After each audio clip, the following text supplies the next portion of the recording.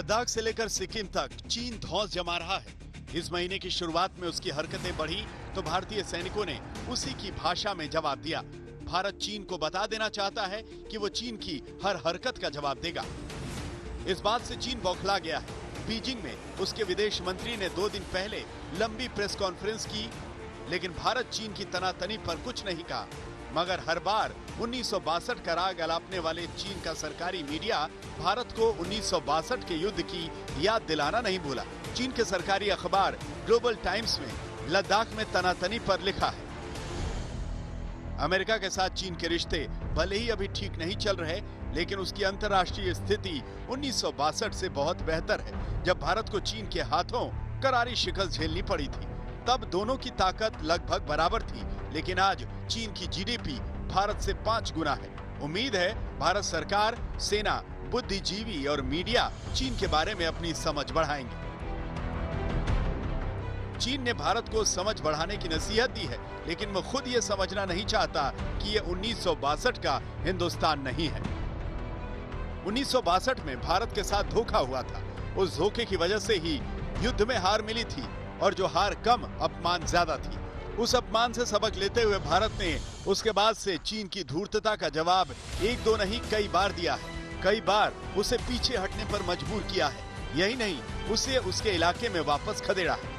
अगर चीन 1962 की याद दिलाता है तो वो 1967 को याद कर ले, जब हमारे जाबाज सैनिकों ने चीन को सबक सिखाया था। उस समय नाथुला दर्रे में सीमा विवाद को लेकर पहले दोनों तरफ के सैनिकों के बीच धक्का मुक्की हुई थी। फिर चीनी सैनिकों ने अचानक ही बिना किसी चेतावनी के भारतीय सैनिकों पर अंधाधुंध गोलीबारी शुरू कर दी थी। शुरुआत में भारतीय सेना को नुकसान उठाना पड़ा, करीब 70 सैनिक शहीद हो गए, लेकिन उसके बाद बहादुर जवानों ने ऐसा पलटवार किया कि खुद चीन ने माना कि उसके 400 से ज्यादा सैनिक ढेर हो गए, उसके कई बंकर तबाह हो गए।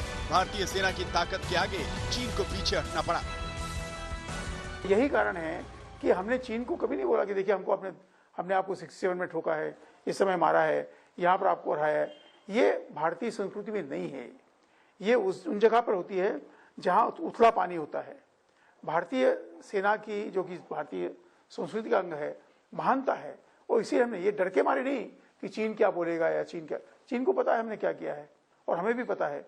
लेकिन यदि बार बार हमें चीन आज 1962 के युद्ध की याद दिलाता रहेगा तो हमें भी फिर मजबूर होकर इनको बोलना पड़ेगा कि इसको आप मत भूल जाइए।